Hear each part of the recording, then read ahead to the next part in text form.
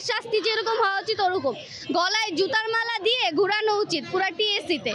এতগুলো মানুষকে মারা হচ্ছে, গণহত্যা হচ্ছে, এটা কাইন্ড অফ জেনোসাইডের কারণেই যে এই অবস্থাগুলো হচ্ছে ইসরায়েলে। এখন তো ফিলিস্তিনে কোনো লোকই নাই ধরতে গেলে, যারাও আছে তাদেরকে যদি আমরা সহযোগিতা না করি তাহলে আমাদের ইমানের কাছে আমরা কি জবাব দিব, বা মুসলিম হিসেবে আমরা কি জবাব দিব নিজেকে, বা যখন আমরা মারা যাব আল্লাহর কাছে বা কি জবাব দিব? কারণ আমাদের হাদিসেই আছে যে ফিলিস্তিনের পক্ষে আমাদের সবাইকে দাঁড়াইতে হবে, নয়তো ওরা একা পারবে না। তো আমি চাচ্ছি আমরা সবাই মিলে, সব দেশ মিলে, সব কান্ট্রি মিলে সবাই একত্রিত হয়ে ইসরায়েলের কিছু একটা করার।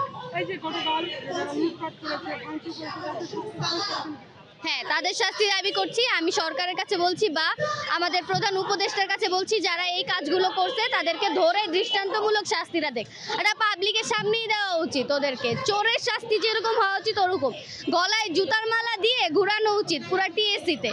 এগুলা কি ভাঙচুর করবে ওরা, আর নাম করে ছাত্রদের, যে ছাত্ররা নাকি করে। কারণ এখন তো দেশে অধিকাংশ ক্ষমতা ছাত্রদের হাতে। ছাত্ররা নিজে দেশটাকে গোছানো ট্রাই করতেছে, কিন্তু ওরা কি করছে, দেশটাকে উশৃঙ্খল করে সব দোষ চাপাই দিতেছে ছাত্রদের ঘাড়ে, যে ছাত্ররা লুটপাট করে, চুরি করে। আদৌ কি ছাত্ররা করে? ছাত্ররা করে না। আমিও তো স্টুডেন্ট, কই আমি তো গেলাম না ভাঙচুর করতে। কারণ কি, আমার বিবেক আছে, বিবেক যার আছে সে এগুলো করে না। আর যারা একদম মাইন্ডে সেট আপ করা যে চুরি করবে তারাই এগুলো করে।